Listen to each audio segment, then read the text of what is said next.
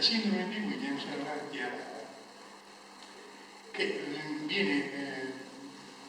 colpisce ogni 10.000, 12.000 nascite. Dopo 10.000 nasce uno. Quindi non è ereditaria, arriva.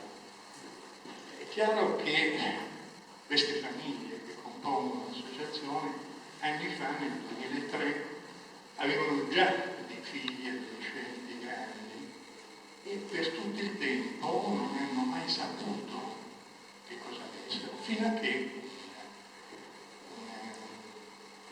una dottoressa americana venne in Italia, in Gesù, fece una conferenza e da quel momento in poi abbiamo saputo che c'è la sindrome di Williams, appunto malattia rara.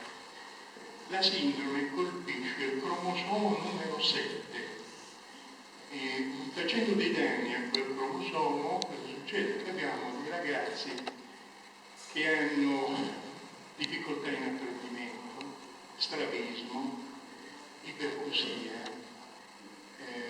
stenosi sulle vene all'intorno della valvola mitrale, sui polmoni, sullo stomaco, quindi questi qui sono costretti poi a essere operati.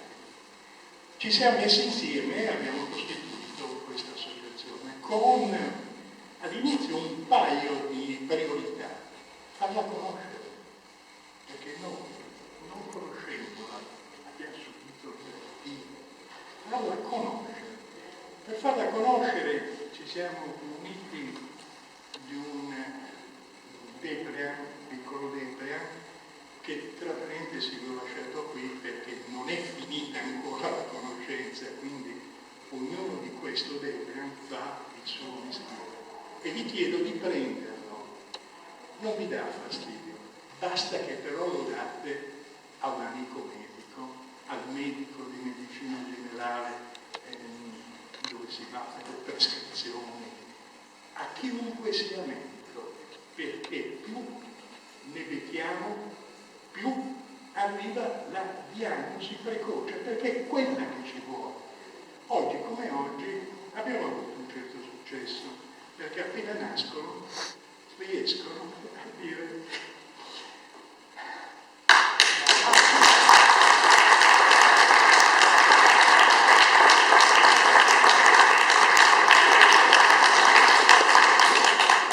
che è una sindrome. L'altro obiettivo è cercare di dare una mano alle famiglie, sia alle famiglie sia ai ragazzi, ma in toto è un'utopia. E quindi abbiamo cominciato a mettere su dei progetti per renderli autonomi, perché era fondamentale renderli autonomi. Oggi come oggi noi della Lombardia ne abbiamo parecchi di progetti, iniziano a settembre e finiscono a giugno. L'autonomia rimane la più importante.